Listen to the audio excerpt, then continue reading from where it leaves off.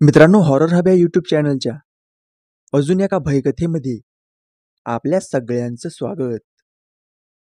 आपल्या आजच्या कथेचं नाव आहे प्रवासाचा सोबती आणि या कथेचे लेखक आहेत शैलेश देशपांडे. ही घटना काही महिन्यांपूर्वी घडली आहे. मी माझ्या काही कामानिमित्त कोकणात गेलो होतो.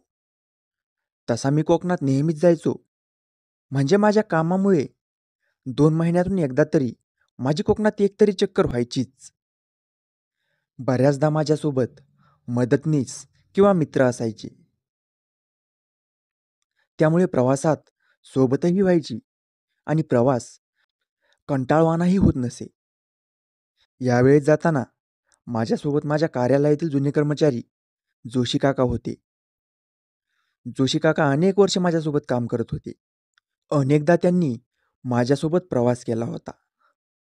जोशी काका आणि माझ्यात एका गोष्टीबाबत साधर्म्य होतं, ते म्हणजे स्वामी श्रद्धा. जोशी काका स्वामी भक्त होते. त्यांची स्वामींवर फार श्रद्धा होती. पण त्यांची एक गोष्ट मला अजिबात आवडत नसे. आम्हाला रात्री उशीर होणार असेल किंवा रात्री उशिरा प्रवास करावा लागणार असेल तर ते तसं करू देत नसत. तिथेच मुक्काम करायला लावत आणि मी नाहीच ऐकले तर स्वतः मुक्काम करत असत. भलेही मी एकटा निघालो तरीही त्यांची हरकत नसे, पण प्रवास करायला तयार होत नसत. यावेळेस माझं फारसं काम नव्हतं, त्यामुळे आम्ही लवकर निघणार हे ठरलेलं होतं. त्यामुळे जोशी काका बरोबर यायला आणि मी त्यांना बरोबर न्यायला तयार झालो. गाडी माझीच होती आणि मला गाडी चालवायला फार आवडतं, त्यामुळे कधी ड्रायव्हर ठेवत नाही. आम्ही सकाळी लवकर निघालो. वरंटा घाटामार्गे जाताना वाटेत नाश्ता वगैरे करून दुपारी 12च्या सुमारास साईडवर पोहोचलो. माझ्या कंपनीचं प्रोजेक्ट जिथे चालू होतं त्याच्या जवळच माझ्या स्टाफसाठी आम्ही एक घर भाड्याने घेतलं होतं. मी गेलो की तिथेच उतरायचो. आमच्या जेवणाची आणि राहण्याची सोय तिथेच असायची. ठरल्याप्रमाणे आम्ही आमच्या कोकणातल्या घरी पोहोचलो. फ्रेश होऊन चहा घेऊन ड्रायव्हिंगचा थकवा घालवला. दुपारी जेवणाला थोडा वेळ होता. तेवढ्या वेळात ज्या कामासाठी गेलो होतो त्या कामाची पूर्वतयारी पाहून घेतली. त्यानंतर दुपारच्या सुमारास भोजन उरकून थोडा वेळ आराम केला. 4 वाजता क्लायंटसोबत मीटिंग आणि प्रेझेंटेशन उरकून 6 वाजेपर्यंत निघायचं, असा एकंदर प्रोग्राम असल्याने थोडा आराम करून आम्ही दुपारी साधारण 3:30 वाजता बाहेर पडलो. क्लायंटचं ऑफिस जवळच होतं, त्यामुळे 10 मिनिटे आधीच आम्ही मीटिंग हॉलमध्ये हजर होतो. ठरल्याप्रमाणे 4 वाजता आमची मीटिंग सुरू झाली. मी आणि आमची तिथे काम करणारी टीम मीटिंगला हजर होतो. वेळेप्रमाणे प्रेझेंटेशन सुरू झालं खरं, परंतु काही तांत्रिक कारणांमुळे 5:30ला संपणारी आमची मीटिंग 7:30 पर्यंत लांबली. 7:30ला मीटिंग संपल्यावर आम्ही आवराआवर करून 8 वाजेपर्यंत निघालो. जोशी काकांची किरकिर सुरू झालीच होती, पण मला राहता येणं शक्यच नव्हतं. कारण त्याच दिवशी परत पुण्यात पोहोचणं ठरलेलं असल्याने दुसऱ्या दिवशी सकाळी माझी एक अत्यंत महत्त्वाची मीटिंग ठरलेली होती. मी जोशी काकांची समजूत काढली. आताशी 8 वाजलेत. आपण फार फार तर 12:30 पर्यंत पुण्यात पोहोचू.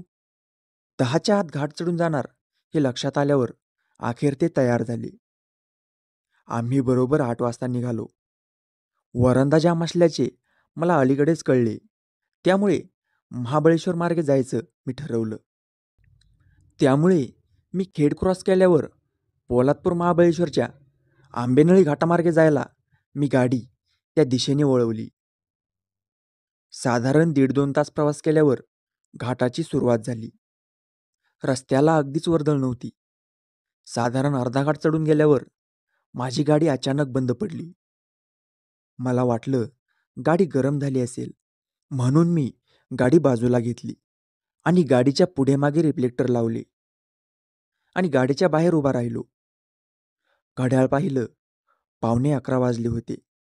जोशी काका गाडीतूनच मला ऐकवत होते. उगाच आत्ता निघालो, मी म्हणालो होतो, वगैरे वगैरे. पण मी फारसं लक्ष देत नव्हतो. बाहेर छान गारवा होता. घाटात अजिबातच वर्दळ नव्हती. मला वाटलं होतं, वरंधा घाट जाम आहे म्हटल्यावर या घाटात बऱ्यापैकी वर्दळ असेल, पण अजिबातच नव्हती. गेल्या 10-15 मिनिटात एकही गाडी घाटातून पास झाली नव्हती. साधारण 15 मिनिटानंतर मी पुन्हा गाडीत बसलो आणि गाडी चालू करायचा प्रयत्न करू लागलो. अनेक वेळा स्टार्टर मारूनही गाडी चालू होत नव्हती. थोडा वेळ थांबून पुन्हा प्रयत्न केला, पण पुन्हा तेच. अर्धा तास हाच खेळ सुरू होता. आता 12 वाजत आले होते. सारखा स्टार्टर मारून गाडीची बॅटरी उतरायला लागली होती. मी गाडीतून बाहेर उतरलो. पुन्हा पुन्हा बोनेट उघडून बघत होतो, पण काहीच उपयोग होत नव्हता. बरं, गाडी ढकलून चालू करणं शक्यच नव्हतं, कारण जोशी काकांना गाडी चालवता येत नव्हती आणि घाटातून गाडी ढकलणे किंवा वळवणे शक्य नव्हते. मी घड्याळ बघितले. 12:15 वाजले होते. आता कोणी आले तर त्याची मदत घ्यायची किंवा रात्र गाडीतच काढायची, हे दोनच पर्याय माझ्याकडे होते. घाट म्हणजे आजूबाजूला दाट जंगल, जावळीचं खोर असते. त्यामुळे गाडीतून उतरून बाहेर काही शोधायला जायचं म्हणजे वन्य प्राण्यांचा जीवाला धोका. साधारण 12:30च्या सुमारास अचानक जोशी काका घाबरलेल्या आवाजात मला म्हणाले, "सर, काय झालं?" मला रात्रीची प्रवास करायची भीती वाटायची, तेच तर होणार नाही ना? म्हणजे या निर्जन घाटात मध्यरात्री आपण अडकलो आहोत. आपल्या जीवाचं काही बरं वाईट झालं तर? काही नाही होणार हो जोशी. उगाच काही बोलू नका. आधीच माझी सटकली आहे. सर, माझी एक विनंती आहे. आता गाडी बाहेर उतरू नका. रात्री 12 नंतर पहाटेपर्यंतचा काळ चांगला नसतो. त्यामुळे आता काहीही झालं तरी बाहेर उतरू नका आणि कोणीही गाडीजवळ आलं तरी लक्ष देऊ नका. जोशी, तुम्हाला काय रात्रीची वेडाची झटके येतात का? उगाच काही काय बोलताय? एवढा वेळ आपण इथे थांबलोय. एक चिटपाखरूही नाही फिरकलं. कोण येणार आहे बोलायला? आम्ही हे बोलत असतानाच माझ्या गाडीच्या खिडकीवर कोणीतरी टकटक केलं. गाडीच्या खिडकीच्या काचेवर टकटक झाली आणि मी खरंच सांगतो, मी दचकलोच. जे जोशी काका म्हणत होते तेच तर घडत होतं. मी खिडकीतून बाहेर पाहिलं. एक मध्यमवयीन व्यक्ती दारात उभी होती. त्याची वेशभूषा व्यवस्थित होती. सर, नका उघडू खिडकी, जोशी म्हणाले. मी त्यांच्याकडे रागाने कटाक्ष टाकत खिडकीची काच खाली केली. हॅलो, मी सुहास यादव. मला थोडी मदत हवी होती. मला माणूस तसा सुशिक्षित दिसत होता. त्याला बघून भीती वाटण्यासारखं काहीच वाटत नव्हतं. कसली मदत? उलट आम्हालाच मदतीची गरज आहे. आम्ही काय मदत करणार? मी म्हणालो. अहो, माझ्यासोबत माझी फॅमिली आहे. खरं तर माझ्या गाडीची पेट्रोलची टाकी लीक झाली होती. त्यामुळे माझ्या गाडीतलं सगळं पेट्रोल वाहून गेले आणि संपलंय. आम्ही पुण्याला निघालो होतो, पण पुढे माझी गाडी बंद पडली. मी बराच वेळ कोणीतरी येईल या अपेक्षेने गाडीतच वाट बघत बसलो होतो. पण कोणाचीही साधी चाहूलही नाही. म्हणून मग कोणतरी भेटेल या अपेक्षेने बायको मुलांना गाडीत लॉक करून मी बाहेर पडलो. अजून घाट किती चढून जायचंय हे माहीत नव्हतं. म्हणून शोधत शोधत इथवर खाली आलो. अरे बापरे! पण मी खरंच तुमची मदत करू शकत नाही. आमची गाडी बंद पडलीये. म्हणून तर आम्ही इतक्या रात्री इथे अडकून पडलोय. आता तर बॅटरी पण डिस्चार्ज झाली. ओ, मी स्वतः ऑटोमोबाईल इंजिनियर आहे. मी बघतो तुमच्या गाडीला काय झालंय ते. त्या बदल्यात तुम्ही मला मदत करा. त्याच्या या प्रपोजलला नकार द्यायचा प्रश्नच नव्हता. त्याने बोनेट उघडून काहीतरी केलं आणि काय आश्चर्य! माझी गाडी पहिल्याच प्रयत्नात चालू झाली. आता मदत करायची वेळ माझी होती. जोशी काही तयार नव्हते. सुहास यादव बोनट लावेपर्यंत जोशी मला समजावत होते. सर, गिअर टाका आणि चला. याला गाडीत घेऊ नका. पण माझ्या मनात होते, याने आपल्याला मदत केली आहे. याला असं एकट्याला सोडून जाणं योग्य नाही. बोनेट बंद करून त्याने मला बसू का विचारले. मी हो म्हणालो. त्याने मागचा दरवाजा उघडला आणि तो बसला. जोशींच्या चेहऱ्यावर भीतीयुक्त नाराजी स्पष्ट दिसत होती. त्यांच्या ओठांची सतत हालचाल चालू होती. आमचा प्रवास सुरू झाला. मी अधूनमधून मागे बघत होतो. मागे दाट काळोख होता. त्यामुळे आरशातून मागे बघताना मागचे काहीच दिसत नव्हते. सुहास यादवशी बोलता बोलता कळले की तो त्याच्या बायको मुलासोबत कोकणात फिरायला गेला होता. पुण्यात राहायचा. आजची रात्र महाबळेश्वरला राहून उद्या रात्री घरी जायचा त्याचा बेत होता. परंतु गाडी बंद पडल्याने तो घाटातच अडकला.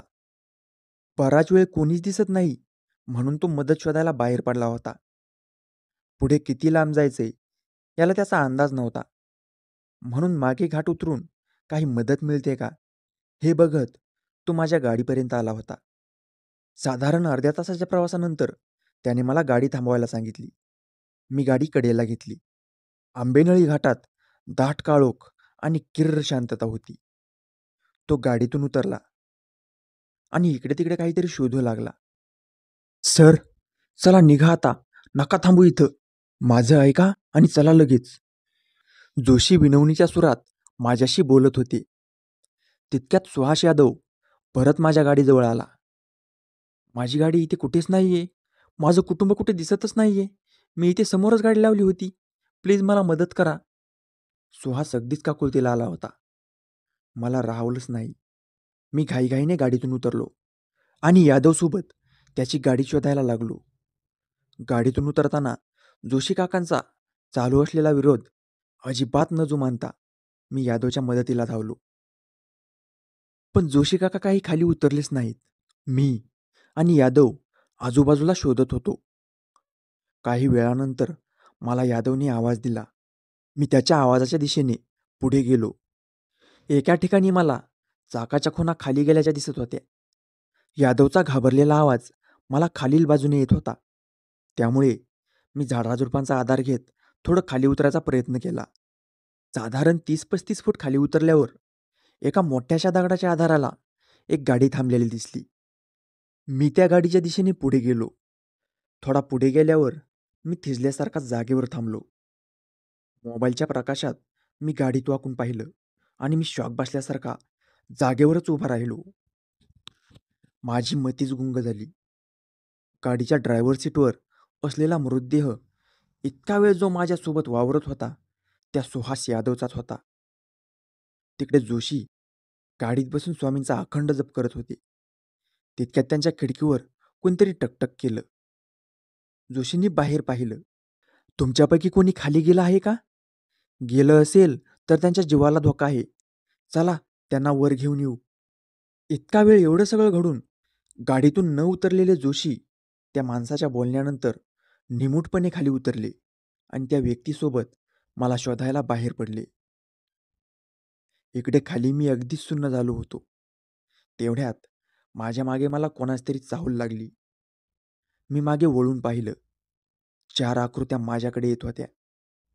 आतापर्यंत माझ्याबरोबर नीटनेटका आणि टापटीप फिरत असलेला सुहास यादव, रक्ताने माखलेल्या चेहऱ्याने आणि त्याची मुलं बायको, ज्यांना मी आत्ताच विखुरलेल्या अवस्थेत पाहिलं होतं, ते त्याच विखुरलेल्या शरीराने माझ्याकडे सरकत होते. मी एक पाऊल मागे सरकलो, पण मागे गाडी असल्याने मला जास्त मागे जायला काहीच जागा नव्हती. माझा मृत्यू माझ्यासमोर माझ्या दिशेने येत होता. त्या क्षणाला सारं आयुष्य डोळ्यासमोरून इतक्या झर्रकन गेलं आणि जोशींचे शब्द, जाऊ नका, जाऊ नका, माझ्या कानात घुमत होते. तितक्यात चमत्कार व्हावा तसे जोशी काका आणि एक वयस्कर व्यक्ती माझ्या आणि त्या 4 आकृत्यांच्या मध्ये येऊन उभे राहिले. ती व्यक्ती समोर येताच त्या आकृत्या जागेवर थांबल्या आणि जशी ती व्यक्ती पुढे जाऊ लागली तशा तशा त्या 4 आकृत्या धूसर होत नाहीशा झाल्या. सर, तुम्ही ठीक आहात ना? जोशींच्या प्रश्नाने मी भानावर आलो खरा, पण मला काहीच कळेल अशा अवस्थेत मी नव्हतोच. जोशी आणि त्या वयस्कर व्यक्तीनेच मला हाताला धरून त्या मृत्यूच्या दरीतून बाहेर काढलं आणि गाडीपर्यंत आणलं. गाडीजवळ आल्यावर त्यांनी मला पाणी प्यायला दिलं. तू ठीक आहेस ना? त्या व्यक्तीने अधिकारवाणीने मला विचारत माझ्या पाठीवरून हात फिरवला. त्यांच्या त्या हात फिरवण्याने मला खरंच खूप छान वाटलं. माझ्या मनाला आलेलं जडपण क्षणात नाहीसं झालं. हो, मी ठीक आहे आता, मी म्हणालो. तू गाडी चालू शकतोस का? मला वाटतं तू चालूच शकतोस. या ठिकाणी फार वेळ थांबणं योग्य नाही. मी तुमच्यासोबत महाबळेश्वरपर्यंत येतो. पहाटेपर्यंत तिथेच थांबा. सकाळी महाबळेश्वराचे दर्शन घेऊनच निघा. त्या व्यक्तीच्या त्या अधिकारवाणीला मी नकळत होकार दर्शवला. मी आणि जोशी काका गाडीत बसलो. त्या व्यक्तीनेही मागचा दरवाजा उघडला आणि ते मागे बसले. गाडीत आणि गाडीबाहेर नीरव शांतता होती. मी यंत्रवत गाडी चालवत होतो आणि गाडी चालवता चालवता अधूनमधून आरशातून मागे बघत होतो. मागाशी अंधारात मला मागचं काहीही दिसत नव्हतं, पण आता मला मागच्या सीटवर बसलेली ती व्यक्ती अंधारातही स्पष्ट दिसत होती. मागच्या सीटवर बसून ते माझ्याकडे स्थिर बघत होते. त्यांच्या चेहऱ्यावर प्रसन्न भाव होता. ओठांवर लोभस स्मित होतं आणि त्यांची मुद्रा अत्यंत तेजस्वी दिसत होती. खरं सांगायचं तर तेव्हा हे कोण, कुठून आले, का आले, कसे आले असा कोणताही प्रश्न मनातही आला नाही. त्यांनी येऊन माझी मदत केली, बस. मी त्यांचे मनोमन आभार मानत होतो आणि ते त्या प्रसन्न चेहऱ्याने माझ्या आभाराचा स्वीकार करत होते असं मला वाटत होतं. मी शांत गाडी चालवत होतो. जोशींचा अखंड जप चालूच होता आणि मागे बसलेली व्यक्ती ध्यानस्थ बसल्याप्रमाणे स्थिर आमच्याकडे बघत होती. साधारण 2 तासाचा प्रवास झाला असेल. आम्ही महाबळेश्वरमध्ये प्रवेश केला होता. इतका वेळ शांत बसलेली ती व्यक्ती त्या शांततेला छेद देत म्हणाली, आता आपण शहरात प्रवेश केलाय. पहाटही होतीये. तू गाडी थेट महाबळेश्वर मंदिराकडे घे. थांबायची गरज नाही. आणि हो, एक गोष्ट लक्षात ठेव. भिवू नकोस. मी सदैव तुझ्या पाठीशी आहे. त्यांच्या त्या वाक्यानंतर मी मागे पाहिलं. मागच्या सीटवर कोणीही नव्हतं. जोशी काकांचा अखंड जप चालूच होता. पण माझ्या कानात फक्त एकच वाक्य घुमत होतं. लक्षात ठेव. भिवू नकोस. मी सदैव तुझ्या पाठीशी आहे. मित्रांनो, स्टोरी कशी वाटली कमेंट करून नक्की सांगा. व्हिडिओ आवडल्यास व्हिडिओला लाईक करा आणि अशाच भयकथांसाठी आपल्या चॅनलला सबस्क्राईब करायला विसरू नका. तर मग भेटूया अशाच अजून एका भयकथेमध्ये. तोपर्यंत राम राम.